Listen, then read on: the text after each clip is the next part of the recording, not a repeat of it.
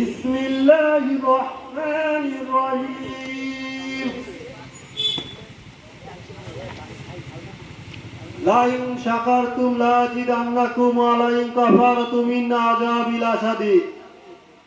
আল্লাহ তাআলা বলতেছে, হে বান্দা, তুমি যদি আমার নিয়ামত পেয়ে আমার শুকরিয়া আদায় করো, আমি তোমার নিয়ামতকে বাড়িয়ে দিব। আর যদি তুমি আমার নিয়ামতের শুকরিয়া আদায় না করো, আমি আল্লাহ তোমাকে কঠিন আযাবে গ্রেফতার করিব আর আমার নিয়ামত সমূহকে কেড়ে নেব। বলতেছে কোন জিনিসের নিয়ামতের শুকরিয়া আদায় করব? বলতেছে আল্লাহ তাআলা তোমাকে দুটি চোখ দিতে, এই চোখেরই শুকরিয়া আদায় করো। আল্লাহ তাআলা তোমাকে মুখ দিতে, এই মুখের শুকরিয়া আদায় করো। আল্লাহ তাআলা তোমাকে দুটি হাত দিতে, এই হাতেরই শুকরিয়া আদায় করো। আল্লাহ তাআলা তোমাকে দুটি পা দিতে, এই পায়েরই শুকরিয়া আদায় করো। আজকে আল্লাহ তাআলা তোমাকে ঠান্ডা পানি দিতে, এই পানি খাও আর শুকরিয়া আদায় করো। যদি তোমাকে এই পুরো পৃথিবী দেওয়া হয় আর এই পুরো পৃথিবী রাজত্ব দেওয়া হয়, আর যদি তোমাকে পানি দেওয়া না হয়, দেখা যাবে 1 মাস 2 মাস 1 সপ্তাহ পর পুরো রাজত্ব, 1 গ্লাস পানির জন্য পুরো রাজত্ব ছেড়ে দিবা।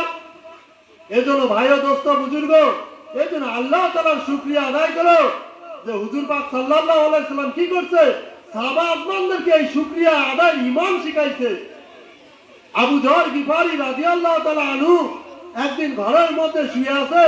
এই সময় হুজুর পাক সাল্লাল্লাহু আলাইহি সাল্লাম বলতেছে, স্বপ্নে বলতেছে, হে আবু যর গিফারি, তুমি বাড়ির মধ্যে শুয়ে আছো, আমার আলীর বাড়িতে মহা বিপদ, তুমি আলীর বাড়িতে চলে যাও আর গিয়ে দেখো আলীর বাড়িতে যে সমস্যা তা তুমি একটু চলে যাও ওখানে আর সমাধান করো। আবু যর গিফারি রাদিয়াল্লাহু তাআলা যখন স্বপ্নতে দেখতেছে যে হুজুর পাক সাল্লাল্লাহু আলাইহি সাল্লাম স্বপ্নে এই কথাগুলো বলতেছে, উনি দ্রুত গতিতে আলী রাদিয়াল্লাহু তাআলার বাড়িতে গেলেন আর গিয়ে দেখলেন মা ফাতেমা রাদিয়াল্লাহু তাআলা আনহু ইন্তেকাল করিয়াছেন। এই সময় দেখতেছে ওখানে 3 জন লোক, হাসান হোসেন আর আলী, আরো একজন লোকের দরকার। তখন আবু যর গিফারি রাদিয়াল্লাহু তাআলা আনহু হাজির হলেন। আলী রাদিয়াল্লাহু তাআলা আনহু বলতেছে, আমি তো আপনাকে খবর দেইনি, আপনি কেমন করে আসলেন?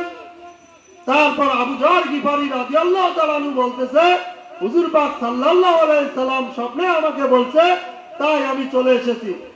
আর যখন মা ফাতেমা রাদিয়াল্লাহু তাআলা আনহাকে ওই 4 জনের কবরের কাছে নিয়ে গেলেন, আর কবরের মধ্যে যখন আবু যর গিফারি রাদিয়াল্লাহু তাআলা আনহু নামতেছে, আর এই সময় আবু যর গিফারি রাদিয়াল্লাহু তাআলা আনহু মাটিকে বলতেছে, হে কবর, তুমি জানো আজকে তোমার কাছে কে আসতেছে?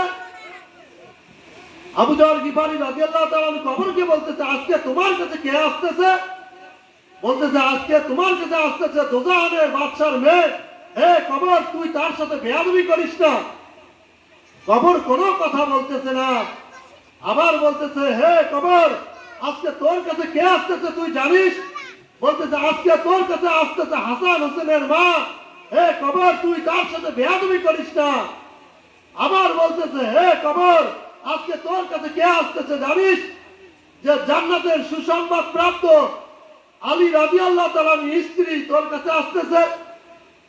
মাটি কোনো কথা বলতেছে না, কবর কোনো কথা বলতেছে না। আবার বলতেছে, হে কবর, তোর কাছে আজকে কে আসতেছে তুই জানিস? তোর কাছে আজকে আসতেছে জান্নাতের সন্তানী মা ফাতেমা রাদিয়াল্লাহু তাআলা আনহা। আর মাটি আল্লাহ তাআলার কাছে আরজ করিলেন, হে আল্লাহ, তুমি আমার জবানকে খুলে দাও। সাত সাত আল্লাহ তাআলার মাটির এই আরজের শুনে সাত সাত জবান খুলে দিল। আর মাটি বলতেছে, হে আবু যর গিফারি, আমি কোন দোজাহানের মেয়েকে চিনি না, আমি কোন হাসান হোসেনের মাকে চিনি না, আমি কোন আলীর স্ত্রীকে চিনি না, আমি কোন জান্নাতের সন্তানীকে চিনি না, আমি শুধু চিনি ঈমান আর আমল। ভাই দোস্ত বুজুর্গ, আজকে মা ফাতেমা রাদিয়াল্লাহু তাআলা আনহাকে যদি মাটি না চেনে, আজকে কেমন করে আপনাকে আমাকে চিনবে? এজন্য ভাই দোস্ত বুজুর্গ, আমাদের সবাইকে ঈমান আমল বানাইতে হবে, ঈমানকে অর্জন করতে হবে।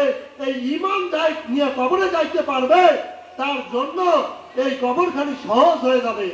আর যে ঈমান নিয়ে কবরে যাইতে পারবে না, তার কোনো 10 তলার আজকে মূল্য নাই, তার কোনো টাকার মূল্য নাই, তার কোনো পয়সার